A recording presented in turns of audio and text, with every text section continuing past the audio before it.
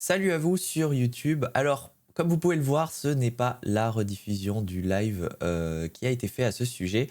Étant donné qu'il y a eu des petits soucis et que le live a duré très longtemps, on s'est dit que ça serait plus digeste pour vous de condenser tout ce qui s'est dit pendant le live sur ce PowerPoint en une plus courte vidéo et de vous éviter, de vous esquiver tous les problèmes et les réactions avec le chat. N'hésitez pas à follow la chaîne Minimal Roleplay, à liker cette vidéo. Et si vous avez des questions, écrivez-les en commentaire, on y répondra le plus vite possible. Cette vidéo est sponsorisée par nous-mêmes. Minimal Roleplay crée le futur du jeu de rôle. Si vous souhaitez soutenir le projet, devenez fondateur. Ces offres disponibles temporairement vous permettent de contribuer au projet et de débloquer des récompenses exclusives comme des dés, des badges, mais aussi l'abonnement gratuit à vie pour la plus grosse formule. Ces récompenses se débloqueront lors de la sortie officielle de Minimal Roleplay, alors n'hésitez pas et participez à développer le futur du jeu de rôle. Alors nous allons parler aujourd'hui du futur de Minimal Roleplay. Étant donné qu'on revient d'une convention, on a énormément appris sur ce qu'allait devenir Minimal Roleplay. Ça nous a en quelque sorte solidifié notre vision, mais aussi ça l'a précisé. On sait aujourd'hui où on doit aller et comment rendre mature l'outil. Et nous allons aujourd'hui présenter Minimal Roleplay non plus comme une interface pour faire du jeu de rôle textuel, mais plutôt comme un écosystème rôliste. Et cet écosystème va être mis au service de l'accessibilité, mais on va y revenir. D'abord, je vais vous présenter un petit peu ce que c'est cet écosystème. Je vais vous faire un petit peu le pitch de tout ce qu'il y a dans Minimal Roleplay, ce qui compose cet écosystème. Donc déjà, cet écosystème, on le crée depuis juillet 2023 et on a commencé avec ce que vous savez, la partie textuelle, donc Minimal Play by Post. Aujourd'hui, on n'associe plus notre Virtual Tabletop textuel à Minimal Roleplay, on l'associe maintenant à sa sous-partie Minimal Play by Post. Donc, Minimal Play by Post, comme vous pouvez le voir sur l'image, c'est la partie textuelle, Virtual Tabletop textuel. Ensuite, on a tous les outils de créateur Minimal Sheets pour les fiches, la création de fiches de personnages qu'on peut utiliser dans les Virtual Tabletop de Minimal Roleplay. On va avoir Minimal Scénario pour la création de scénarios, tout comme Minimal Sheets, vous pouvez l'utiliser absolument partout. Minimal Adventure, ce qui va nous permettre de jouer des aventures dont vous êtes le héros, créer des sortes d'aventures narratives qui sont jouables en solo et qui s'apparentent au livre dont vous êtes le héros, si vous connaissez. Et bien évidemment, avec ça, on introduit aussi la création d'aventures. Donc, tout le monde est capable, dans un éditeur hyper accessible, hyper simple, de créer ses propres aventures narratives pour les faire jouer à la communauté ou à ses amis, tout simplement. Pour lier tout le monde, on a créé un réseau social, Minimal Campfire. Ce réseau social réservé à la sphère étendue des rôlistes. Donc on compte aussi les illustrateurs, on compte aussi les jeux de société, les créateurs de contenu, enfin toutes les personnes qui sont plus ou moins reliées directement avec le jeu de rôle. Ce réseau social bienveillant va faire le lien entre tout le monde pour que chacun puisse trouver des joueurs, partager sa passion et voilà, se nourrir de jeux de rôle. Et donc la dernière brique qui est en train d'être implémentée, Minimal Boards, qui est l'ouverture au Virtual Tabletop plutôt classique, donc avec une table de jeu sur lesquelles on va pouvoir poser des maps, jouer avec des jetons, poser des decks de cartes et voilà, globalement simuler une table pour qu'on puisse jouer à du Donjons et Dragons ou à d'autres jeux comme Alice is Missing et Magie de Minuit par exemple, enfin, j'en passe. Et la toute dernière brique qui arrivera bien plus tard, c'est Minimal Collection. Donc ça, c'est un petit peu la sortie officielle de Minimal Roleplay. C'est tout l'aspect collectionniste qu'on a envie d'intégrer dans Minimal Roleplay parce que le jeu de rôle ne serait pas ce qu'il est s'il n'y avait pas l'aspect je collectionne des dés, je collectionne des badges et tout un tas de choses. Donc voilà pour l'écosystème rôliste. Alors cet écosystème va être mis au service, il va servir de socle à la réalisation de notre objectif 2025. Et cet objectif 2025, c'est de rendre le jeu de rôle accessible à tous. Aujourd'hui, le jeu de rôle, il y a beaucoup de freins, beaucoup de barrières pour rentrer dedans. Pour plusieurs raisons. D'abord, le jeu de rôle, aujourd'hui, si tu connais pas quelqu'un qui en fait, ça va être hyper dur, toi, personnellement, de t'y mettre si tu n'y connais rien. Parce que c'est des énormes bouquins à lire, c'est il faut des joueurs, il faut tout un tas de choses pour que tu puisses réussir à t'y mettre. Donc c'est pour ça que généralement, et je pense que la quasi-totalité des gens qui vont regarder cette vidéo et nous-mêmes, on a tous été formés par quelqu'un. Quelqu'un était passionné de jeux de rôle, il nous a initiés, nous on initie, etc. Et ça se passe comme ça, le savoir. Et aujourd'hui, c'est un peu problématique parce que bah, ça permet pas à la grande majorité de pouvoir se lancer dans le jeu de rôle. Donc le premier objectif, ça va être de régler ce problème-là. Ensuite, le jeu de rôle doit être jouable et joué par tous, à savoir des personnes en situation de handicap, des personnes en situation d'anxiété, enfin voilà, toutes les personnes devraient pouvoir avoir accès au jeu de rôle. Et le dernier problème, qui n'est pas vraiment de...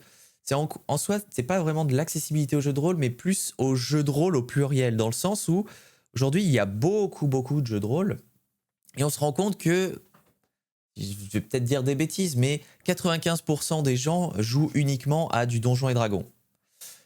Pourquoi? Parce que, en fait, on a avalé les règles de Donjons et Dragons, souvent on a été formé, et comme je le disais dans le premier point sur l'accessibilité, toutes ces personnes se sont généralement formées à un jeu de rôle et se reformer à un nouveau jeu de rôle, c'est beaucoup de démarches. Déjà, c'est un prix en entrée, souvent le prix de la boîte d'initiation, donc une trentaine d'euros, voire le bouquin complet, donc une cinquantaine, voire plus pour certains. Et ensuite, il faut avaler le bouquin, il faut comprendre les règles, apprendre le lore et commencer sa première partie en apprenant un premier scénario pour savoir comment ça va fonctionner. Ce qui fait que finalement, beaucoup se terrent dans le jeu de rôle qu'ils ont maîtrisé le premier. Donc souvent, ça va être du Donjons et Dragons. On va retrouver les pros de Cthulhu, de Vampire à la Mascarade. Mais ensuite, c'est très rare de se dire, enfin de rencontrer quelqu'un qui va avoir ce petit truc de se dire « Ah ouais, non, moi je fais jouer que du Caravane, que du Magie de minuit, que du Donjons et Chatons », bien que celui-là soit un petit peu une exception.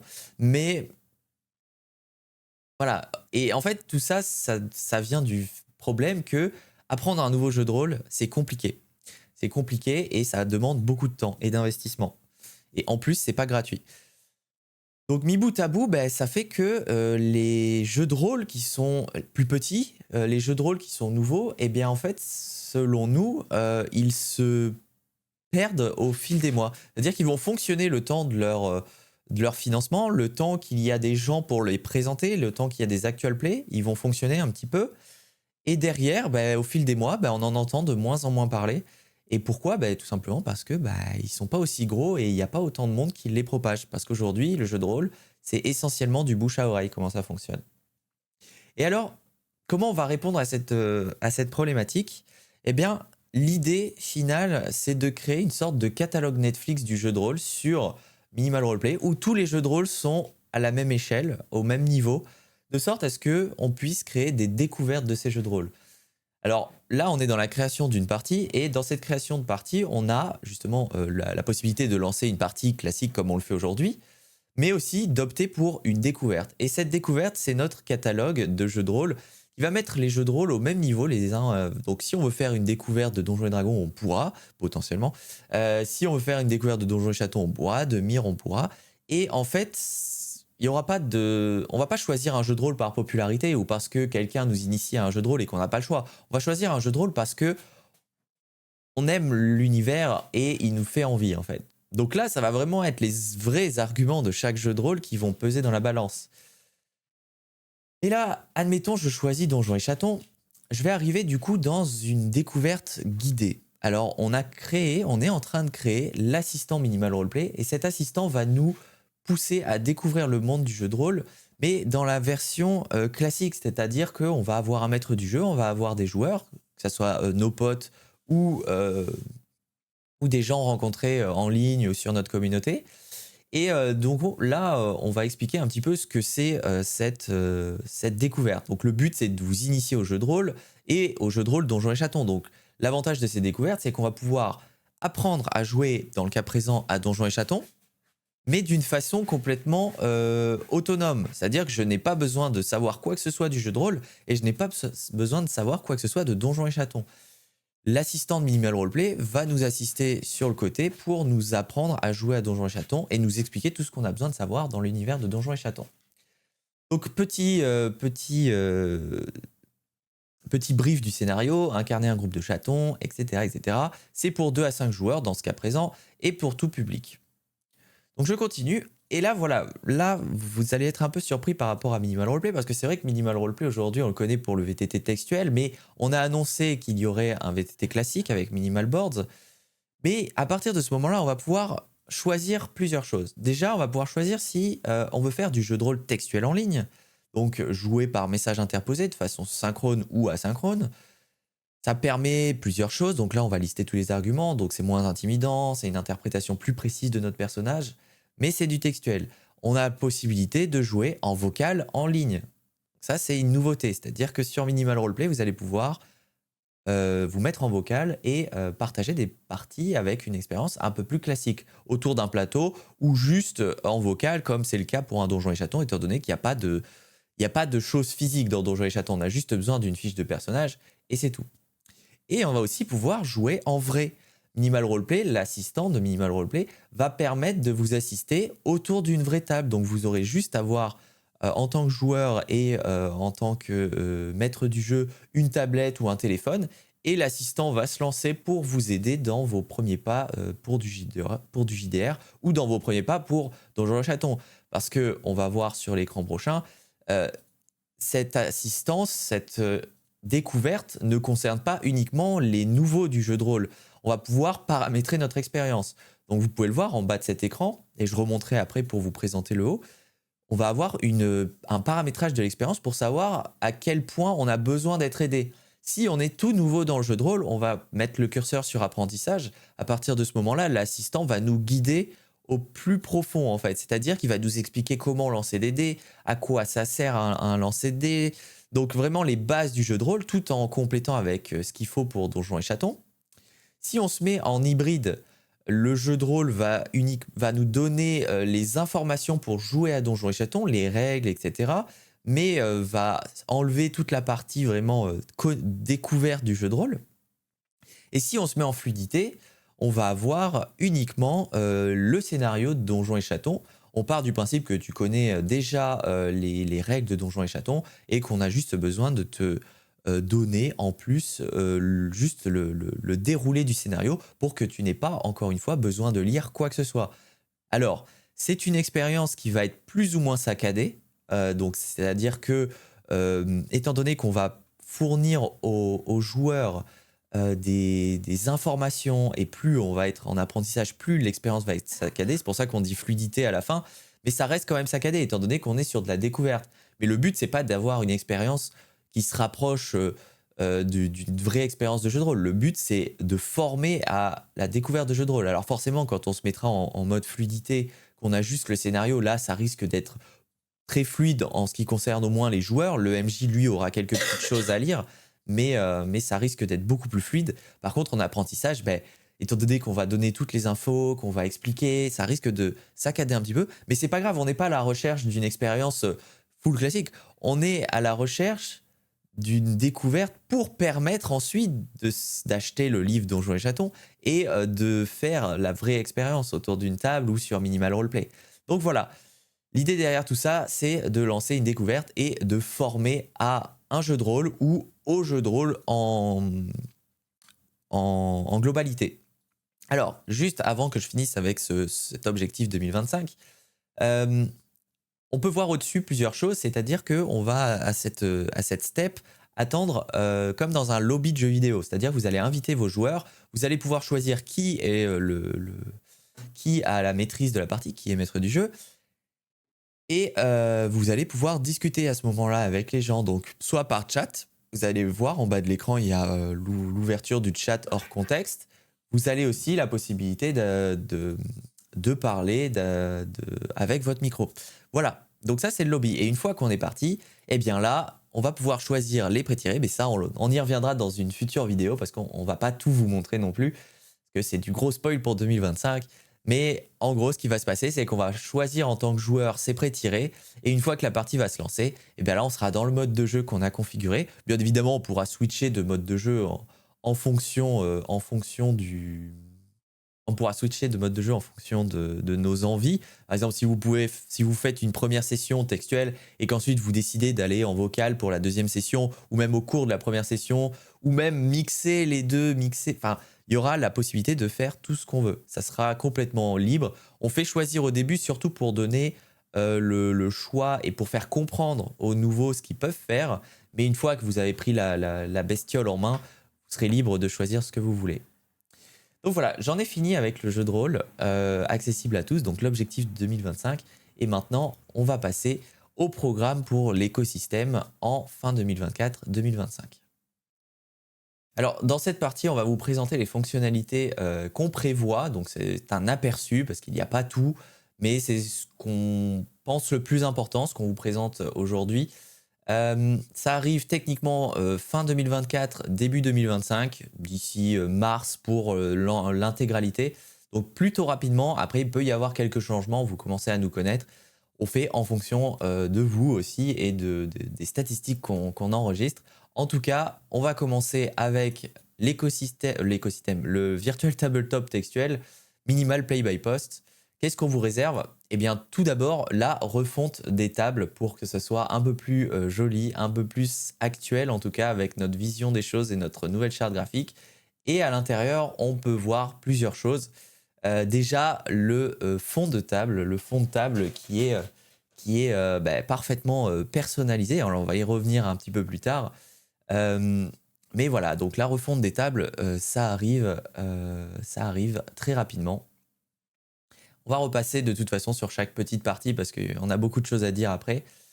On va ensuite avoir le vocal in-game, donc la possibilité de se parler au sein de Minimal Roleplay. Ça va être très pratique pour ceux qui font du direct et surtout pour introduire cette mécanique pour Minimal Boards, donc le VTT classique qui arrivera un peu plus tard. Donc voilà, vous allez avoir la possibilité de voir en un clin d'œil les joueurs connectés et de parler avec eux s'ils ont leur micro activé. On va aussi parler de la refonte de la visibilité. Alors c'est vrai qu'aujourd'hui la visibilité c'est quelque chose d'un peu pénible. Donc pour rappel, la visibilité c'est ce qui permet aux joueurs de communiquer entre eux, d'envoyer des messages à une seule personne en particulier ou à plusieurs personnes. Donc ces messages-là, aujourd'hui, c'est un peu pénible à configurer. Donc on va donner une vraie place à la visibilité et permettre aux joueurs de se déplacer de scène en scène. Donc on va avoir une notion de lieu. Et quand vous êtes dans un lieu, vous allez automatiquement parler avec uniquement les personnes de ce lieu. Ça va vous permettre aussi de configurer de la visibilité classique pour parler, pour chuchoter à des personnes en particulier et même à des PNJ.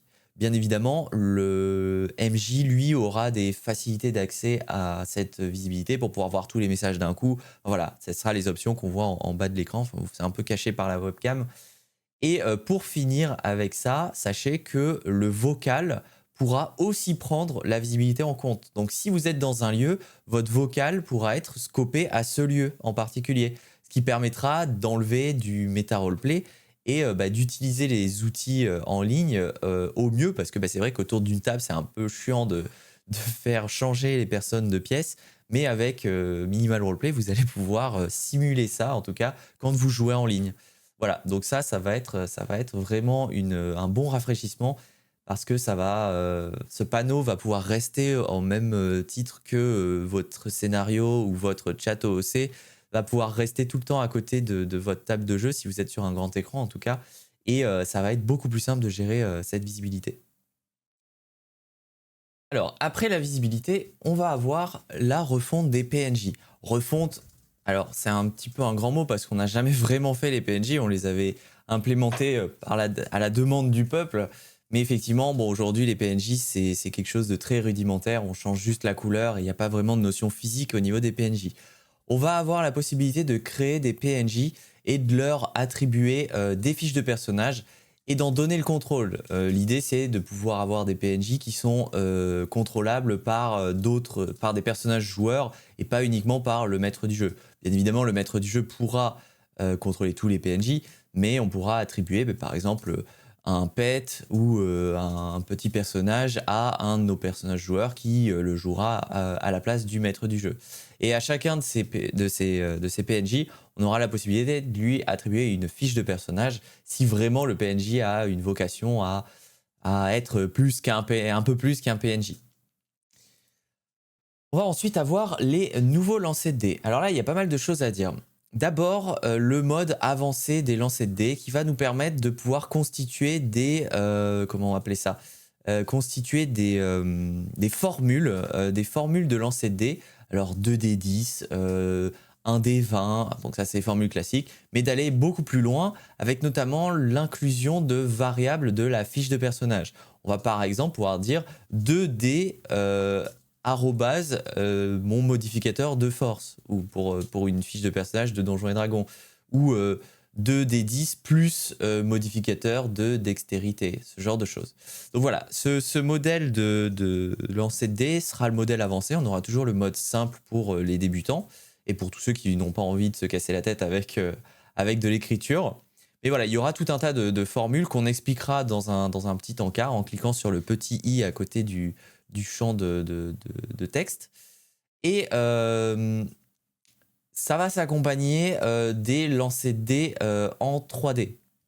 Ces lancers de dés en 3D, j'ai pas mal de choses à dire étant donné que nous avons refait le système entièrement. Alors à la base, donc la vidéo que vous pouvez voir là sur votre écran, c'était un modèle open source qu'on avait utilisé, donc quelque chose qui est libre de droit et qu'on avait utilisé, mais en fait c'était fait d'une certaine façon qui nous permettait pas de faire des lancers déterministes, donc de choisir avant le lancer la valeur qu'il y a sur le dé, et aussi le moteur de rendu, donc ce qui fait le rendu 3D, ce qui fait que les dés sont jolis, ne nous permettait pas d'être aussi précis qu'on voulait. En tout cas, c'était une galère de changer la forme des dés, de mettre des dés un petit peu bizarres et d'appliquer des textures comme nous on voulait.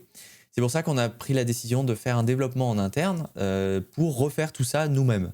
Donc le moteur de 3D, c'est nous qui l'avons choisi, on l'a mis en place.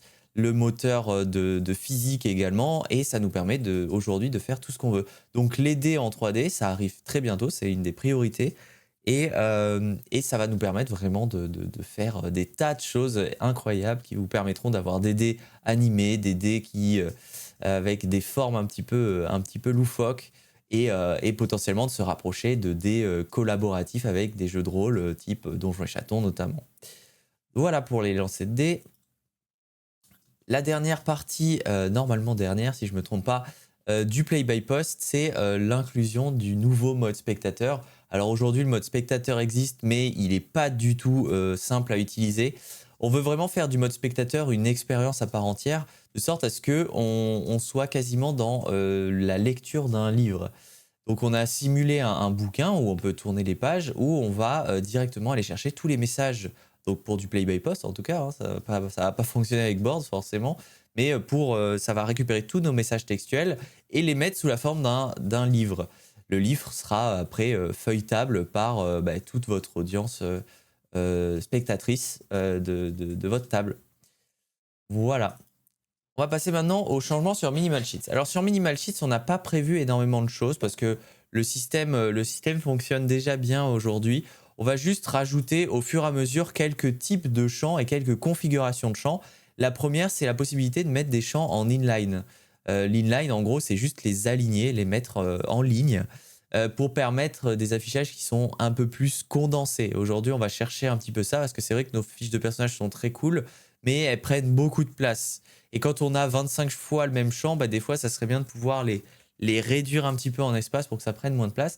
Et donc la première option, ça va être le fait de les mettre en inline. Donc on peut voir par exemple les checkbox ici, qui aujourd'hui s'affichent toutes en colonne. On va pouvoir les mettre en ligne. Et on va rajouter un premier type de champ qui va être le champ hint. Du coup, c'est pour ajouter du texte en dur dans les fiches de personnages. Il y a beaucoup de fiches de personnages qui font ça. On a envie de permettre ça, et puis ça permet de faire des rappels de règles, des rappels de calcul et tout ça. Même si à terme, sur Minimal Roleplay, on veut enlever la complexité, c'est quand même quelque chose qui peut être utile. Notamment, là, on voit que c'est pour Donjons et Chatons. On a des petits rappels qui sont sur la fiche de personnage officielle, notamment pour agir, il faut lancer 3d6, chaque résultat inférieur, machin. Donc ça, c'est des choses C'est des choses qui peuvent être importantes à rappeler. Et puis après, bah, ça permettra potentiellement d'ajouter des petits textes en dur pour présenter son personnage ou pour des petites notes. Enfin bon, bref, peu importe. Je suis sûr que vous trouverez quoi faire avec ce nouveau champ. Donc voilà pour Minimal Sheets. Minimal Scenarios, on a plus de choses à se dire. La première des choses, c'est que le glossaire de Minimal Scenarios, donc l'éditeur de scénarios, va grandement s'améliorer en permettant de classifier les entrées du glossaire. Dans le glossaire, on peut tout mettre. On peut mettre des objets, des personnages, des lieux. On peut vraiment mettre tout ce qu'on veut. Aujourd'hui, on va classifier les entrées en plusieurs types. Donc, vous pourrez créer autant de types que vous voulez.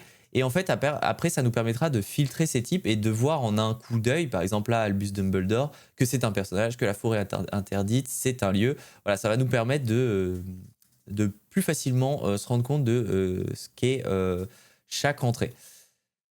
La refonte globale du design aussi pour être plus cohérente, plus simple à utiliser. Mais là, ce qu'on peut remarquer, c'est que les entrées du glossaire, à côté des petites pastilles personnages et lieux, ont ce petit symbole avec des gens. C'est qu'on va pouvoir rendre les entrées du glossaire publiques, de sorte à ce qu'elles soient accessibles à vos joueurs également. Parce que c'est vrai qu'aujourd'hui, le minimal scénario, c'est que pour le maître du jeu. Là, bon, j'en parlerai tout à l'heure, mais on va permettre aux joueurs d'accéder à vos entrées du scénario, publiques en tout cas. Vous pourrez toujours garder des choses secrètes, elles ne seront pas publiques de base, mais vous allez pouvoir dire, ok, telle entrée, elle est publique, telle entrée, elle est privée, et ça sera à vous de choisir. Donc la deuxième partie, c'est relié à ça, c'est qu'on va permettre de partager des pages de scénario. Donc on aura nos pages de scénario, celles qui sont privées, et en dessous, on aura les pages publiques. Donc ça sera aussi bien vos pages que celles de vos joueurs, celles de la table en tout cas. Ça va vous permettre de partager vos pages aux joueurs. On ajoute un troisième onglet, cette fois-ci, alors c'est à votre demande, hein. On nous demandait de scinder les pages de règles avec celles de scénario. C'est vrai qu'aujourd'hui, on a tendance à mettre les pages de règles au niveau même du scénario, mais de faire une page dédiée. Bon, on s'est dit que ça serait quand même bien d'avoir un onglet pour tout ce qui est règles, qui n'est pas du scénario. Donc vous allez pouvoir scinder vos pages de règles. Et pareil, vous allez pouvoir les partager en mode public si besoin. Et bien évidemment, j'aurais dû commencer par ça en réalité, mais vous allez pouvoir, en tant que joueur, avoir accès à votre propre minimal scénario, qu'on appelle plus communément un bloc-notes, tout simplement pour prendre vos notes, pour prendre vos notes de scénario, vos notes de règles, faire votre propre glossaire et surtout accéder aux pages publiques, aux entrées du glossaire public. Donc aujourd'hui, là, quand cette mise à jour sera passée, vous aurez dans vos tables de jeu accès à votre propre bloc-notes et chacun pourra y partager ce qu'il a envie. Parlons maintenant de Minimal Adventures. Alors là, c'est pareil, on a sorti une mise à jour peu de temps avant Campfire qui ajoutait les succès et tout un tas de nouvelles mécaniques. On va pas rajouter de fonctionnalités, en tout cas, je ne vais pas vous en présenter. Tout ce que je peux vous dire, c'est que Minimal Mansion chapitre 1, donc la suite du didacticiel, va sortir. On travaille peu dessus, ça prend beaucoup de temps, mais ça, promis, ça va sortir. Donc l'épreuve des sables. Alors, je vais vous présenter un petit peu ce qui va en être dans ce scénario. Alors vous, à la fin de Minimal Mansion chapitre 0, vous êtes entré dans votre première aventure en traversant ce halo blanc de la porte du manoir dont vous avez été contraint d'y pénétrer en fait. Et Violette et vous, donc votre compagne fictive, êtes instantanément propulsés dans un environnement complètement désertique. Vous n'avez que des dunes autour de vous et derrière vous, cette fameuse porte qui ramène potentiellement au manoir. Et dans cette épreuve des sables, du coup, vous allez devoir survivre, commercer, vous allez devoir faire une aventure de type un petit peu Indiana Jones, avec des énigmes, voilà, il va y avoir plein d'axes dans cette aventure. Et le but, survivre à cette épreuve et retourner au manoir.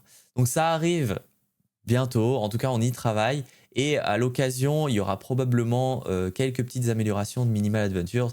Parce que étant donné que c'est moi qui crée cette aventure, je développe aussi Minimal Adventures en fonction des besoins que je rencontre. Donc si ça peut aussi vous permettre d'avoir des nouveautés, bah, je les mettrai en place. Donc voilà pour Minimal Adventures. Passons maintenant à Campfire. Alors Campfire qui vient juste de sortir, notre dernière brique, le réseau social. Il n'y a pas eu, il va pas y avoir énormément de changements, mais on a déjà quelques-uns de vos retours qu'on va mettre en place et ils tiennent sur cette page. Alors la première chose, c'est pas vraiment un retour, c'est plus un constat. C'est qu'aujourd'hui Campfire est un peu noyé par notre faute sous les communications des créateurs de contenu, donc de la pub hein, pour des contenus. Et en fait, c'est pas du tout l'axe qu'on veut atteindre. Nous, on veut atteindre un axe, on va atteindre une ambiance de partage, une ambiance de discussion, plus qu'une ambiance de juste communication. Alors c'est très bien de communiquer, mais on attend plus que ça. On veut que les gens partagent, on veut pas juste que ce soit je pose mon lien là. De toute façon, ça fonctionne pas ce genre de communication. Il y a très peu d'engagement sur ce genre de communication, tout réseau confondu. Donc c'est pas du tout des guidelines qu'on met en place. À ce propos d'ailleurs, on va faire des guidelines de bons partages, de sorte à ce que chacun ait la notion de ce qui fonctionne et ce qui ne fonctionne pas. Ou en tout cas, ce qu'il peut faire pour faire fonctionner un peu mieux son réseau social. Et donc, pour répondre à cette problématique de noyade de contenu de communication, on va obliger les gens à catégoriser leur contenu. Et après, quand vous allez scroller dans la feed de Minimal Campfire, vous allez avoir la possibilité de choisir des catégories de contenu que vous voulez voir et ne pas voir. Ainsi, vous allez pouvoir désactiver, si vous avez envie, toutes les notions d'actual play, d'actualité, prendre juste les demandes d'aide ou les discussions. Bref, on va faire une catégorisation assez stricte, de sorte à ce qu'on puisse vraiment filtrer par ce qu'on a envie de voir et de faire en sorte que le réseau social qu'on consulte, ça soit le réseau social qu'on a choisi de consulter, qu'on soit pas vraiment... qu'on ne nous impose pas des contenus qu'on n'a pas envie. Parce qu'on peut très bien suivre un créateur de contenu, mais ne pas avoir envie de suivre ses posts d'Actual Play, par exemple. Typiquement, moi, personnellement, ça ne m'intéresse pas de voir que telle personne dans Actual Play poste le 36e épisode de son Actual Play. Honnêtement, je ne les ai pas suivis, donc ça ne m'intéresse pas. Par contre, ce qui m'intéresse, c'est quand il a de l'actualité sur un nouveau truc qui arrive sur sa chaîne ou qu'il demande, il crée une discussion avec la communauté, ça m'intéresse. Donc, je vais désactiver plutôt les actualités d'Actual Play et garder son actualité classique. Enfin voilà, on va essayer de faire un système de catégorisation qui nous permet de personnaliser encore plus notre expérience Campfire.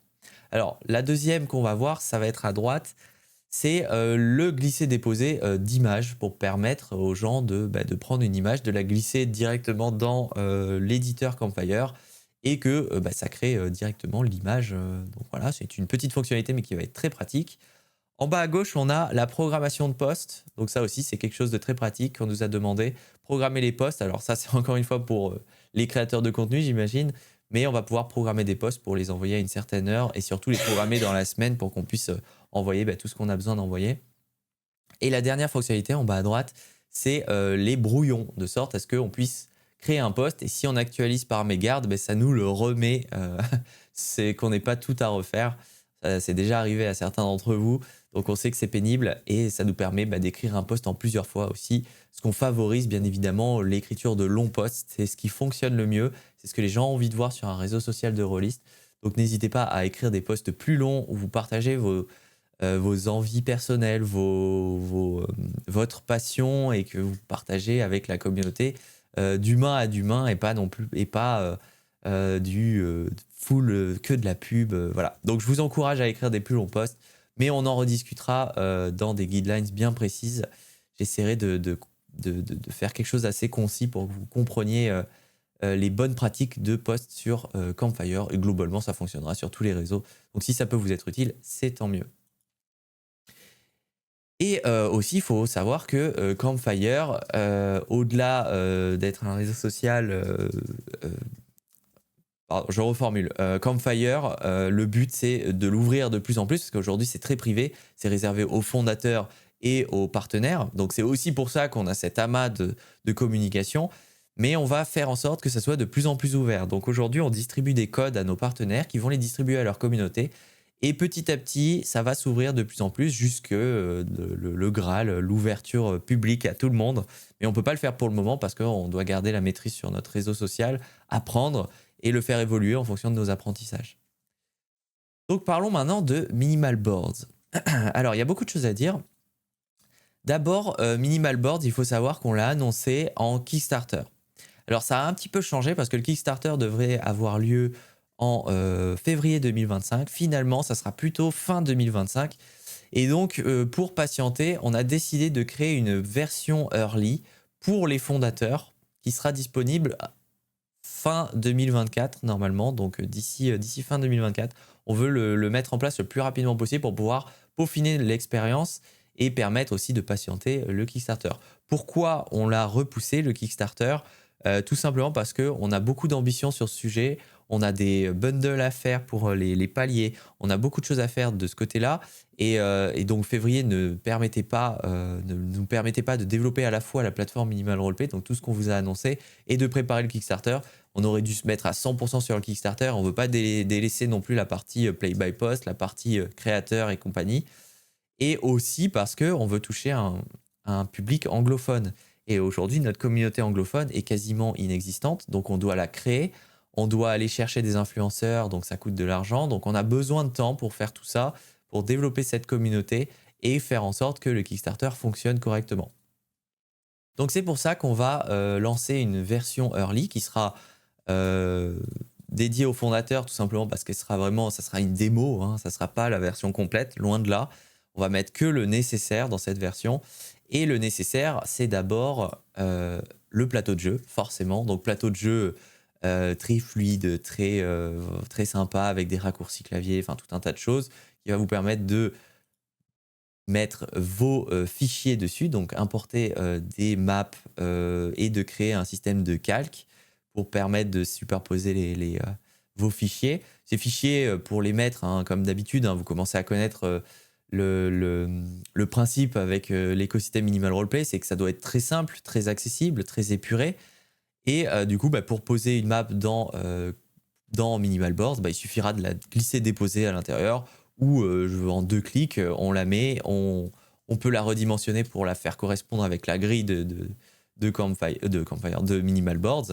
Et vous avez votre image en place. Donc voilà, donc ça, vous allez pouvoir le faire. On va ajouter bien évidemment la création et l'attribution de jetons. Donc vous allez pouvoir jouer avec des jetons. Et le mode de jeu qui va vous permettre de jouer directement sur Minimal Boards en temps réel ou en asynchrone, ça sera complètement possible. Et donc vos jetons, vous aurez des liaisons avec la fiche de personnage, notamment pour des barres de vie, des barres d'endurance, de mana ou ce que vous avez envie. Vous allez pouvoir mettre vos jetons et les attribuer à certains personnages, au MJ ou aux personnages joueurs, et ensuite bouger uniquement vos jetons qui vous appartiennent pour pouvoir jouer à des Donjons et Dragons, à tous les jeux qui se jouent sur des battle maps. Le dernier aspect, c'est forcément l'aspect collaboration, c'est-à-dire que vous allez pouvoir voir le curseur de tous les joueurs qui sont en présentiel sur votre table pour savoir ce qu'ils font et voir les déplacements en temps réel des jetons des autres. Alors ça paraît obvious comme fonctionnalité, mais voilà, on essaye de créer, alors vous allez pouvoir le voir ici, on essaye de créer une expérience qui soit la plus fluide possible avec on met vraiment l'accent sur le toucher, le fait qu'on ait une expérience qui soit ultra fluide, ultra agréable, quasiment ASMR de ça, et bien évidemment dans la simplicité, comme on a toujours fait. Donc voilà pour les fonctionnalités arrivées sur Minimal Boards pour les fondateurs en première version. Alors il n'y aura peut-être pas tout ça dès la sortie, mais on va travailler petit à petit sur l'ajout de fonctionnalités pour que vous ayez de plus en plus de choses à vous mettre sous la dent. Et bien évidemment, après, la version complète qui arrivera fin 2025 sur Kickstarter, qui viendra ajouter toutes les fonctionnalités manquantes, à savoir notamment la création de maps directement sur Minimal Boards. Alors, les créations de maps, je peux en parler un petit peu, c'est que vous allez poser des tuiles. Ces tuiles, vous allez pouvoir poser des stickers dessus. Alors, c'est pas du tout le visuel final, hein, bien évidemment, c'est juste un visuel de démo. Vous allez pouvoir poser des stickers dessus, des rochers, tout ce que vous pouvez imaginer. Et ensuite, ces tuiles, vous allez pouvoir composer votre map finale avec ces tuiles. Et bien évidemment, bah, vous aurez la possibilité, pendant votre partie, de créer des maps en plus, de changer des éléments du décor, de remplacer des tuiles, etc. Et vous aurez tout un tas de tuiles précomposées par la communauté et par nous-mêmes qui vous permettront de composer toutes les maps dont vous avez besoin. À ça s'ajoute un autre système de widgets. Alors, il y aura potentiellement plein de widgets dans le futur. Hein. Je pense qu'on peut aisément dire qu'on pourra, dans 3 ou 4 ans, jouer quasiment à des jeux de société directement sur Minimal Boards. Mais on veut intégrer d'abord un système de deck de cartes, parce qu'on sait qu'il y a des jeux de rôle qui utilisent des decks de cartes. Et je pense à Alice is Missing, pour commencer. Mais on peut penser à d'autres jeux de rôle, comme Magie de Minuit, qui joue avec des cartes de tarot. Et bref, vous aurez la possibilité de créer des decks de cartes. Et ces decks de cartes, c'est vous qui allez composer les cartes. Donc vous mettrez les visuels que vous voulez sur les cartes. On aura des visuels préfaits, mais vous aurez la possibilité de mettre vos propres images et de composer vos propres decks de cartes. Et ensuite, vous aurez la capacité de choisir combien de cartes le joueur tire quand il clique sur le paquet et de poser les cartes qui ont été tirées sur Minimal Boards en tant que dans une des fosses ou sur votre plateau de jeu, comme vous avez l'habitude de faire sur vos jeux de rôle ou vos jeux de société. Et bien évidemment, il y aura plein de choses. Là, on a survolé un petit peu on a survolé la bestiole, mais il y aura plein d'autres choses qui vont être annoncées. Donc n'hésitez pas à devenir fondateur pour être au fait de tout ça en avant-première, parce qu'on poste énormément de choses. Et puis comme là, on accélère un petit peu le développement, mais il va y avoir plein d'exclusivités sur les développements à venir et sur les choses qui vont arriver le plus rapidement possible. N'hésitez pas à devenir fondateur, ça nous aide beaucoup. Donc en tout cas, voilà, c'est terminé pour ce Minimal PowerPoint 6. Je vous remercie d'avoir suivi cette vidéo. N'hésitez pas à laisser un commentaire si vous avez des questions ou même juste pour nous dire merci. Ça nous aide beaucoup à propager la vidéo. Il y a plein d'exclusivités à venir, comme je vous le dis. Donc devenez fondateur, suivez-nous sur les réseaux sociaux. En attendant, je vous remercie beaucoup d'avoir visionné cette vidéo. Je vous dis à bientôt sur Minimal Roleplay.